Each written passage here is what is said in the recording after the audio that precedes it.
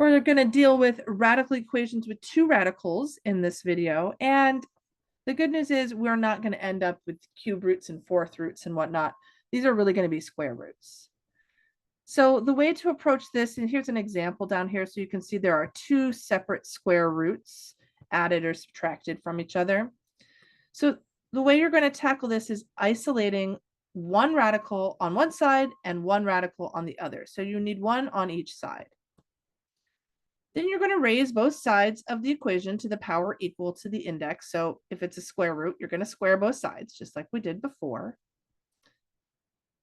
It's possible you're going to have a square root still in your equation after that step. So you're going to do what you did in the last lesson or the last video, which is isolate that radical by itself and then raise both sides to that same power. You need to cancel it, solve, and check. So the difference here is I'm going to start by moving one of my radicals, it doesn't matter which one, to the other side. And then I'm going to square. Remember, I have to square the whole side. So that's convenient on the left. It eliminates the square root. But on the right, I'm basically having to FOIL this out. So when I FOIL that out, I'll have 16 minus 4 root x minus 2 minus 4 root x minus 2, and then plus the root x minus 2 times itself will give me just x minus 2, right? The squaring it will cancel that out. So I'm just going to go ahead and, oh, I can do a little bit more cleanup here. Let's see. Whoops. I can combine the 16 and the -2, and I can combine these two like radicals. So I'll leave the 2x plus 3. 16 minus 2 is 14 plus x minus 8 square root of x minus 2.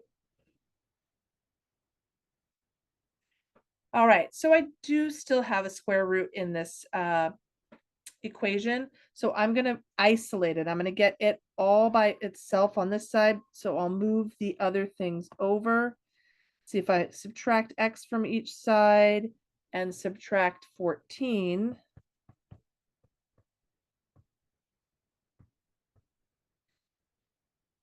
Now I could divide by -8, or I could just square both sides where I'm at. That might be nicer because I would not be going into a fraction situation. The only thing to remember when you do that is that you have to square the -8 too. So -8 times -8 is positive 64. And then the square root of x minus 2 squared is just x minus 2.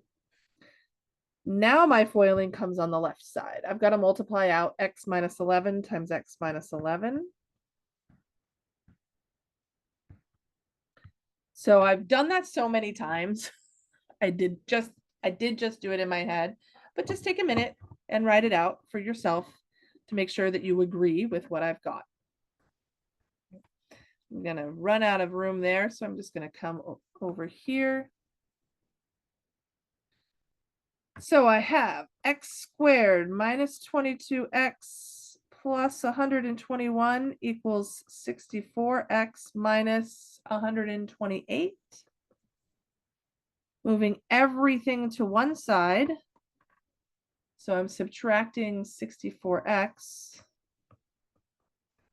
And then I'm adding 128.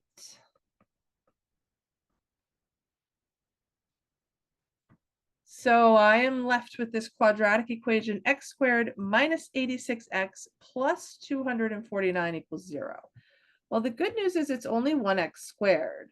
So I can factor it without having to do the AC method. I'm just looking for two numbers that multiply to 249 that add to 86. Now this is that place where I don't know what they are. So I would probably, write down that 249, and then it would be -1 and -249. See, 2 doesn't go in. Take my calculator, divide it by 3. I would get -83. Oh, there it is right there. it's -3 and -83. So I just approach it very systematically. All right, so I have two answers here from my solving. I've run out of room to check, so I'm going to leave that for you. I want you to go back, and it's not too tough to do it. You might even be able to do it mentally, right? 6 plus 3, that's 9. Positive square root of 9 is 3. 3 minus 2 is 1. Positive square root of 1 is 1. 3 plus 1 is 4. That worked. 83. 2 times 83. I can't do that one. It's well in my head. 2 times 83 plus 3 is 169. Square root of 169 is 13. 83 minus 2 is 81. Positive square root of 81 is 9. 13 plus 9 is not 4. So I ran out of room, but I can still check maybe in my head or on a scratch piece of paper. All right. So a little bit more work involved when we've got two radicals.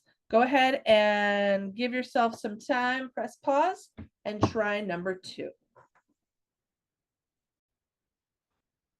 All right, take a moment to double check. Pretty much the same process. I moved one of the radicals to the other side, squared both sides, had to FOIL the right side out to get this, combine my like terms, squared again. Oh, move them. Sorry, these guys that isolated the radical. So move the terms that were not in the radical over. Then I squared. Collected everything on one side, factored, set each factor equal to 0, and double check that they do work in the original equation, and only one of them does. The other one does not.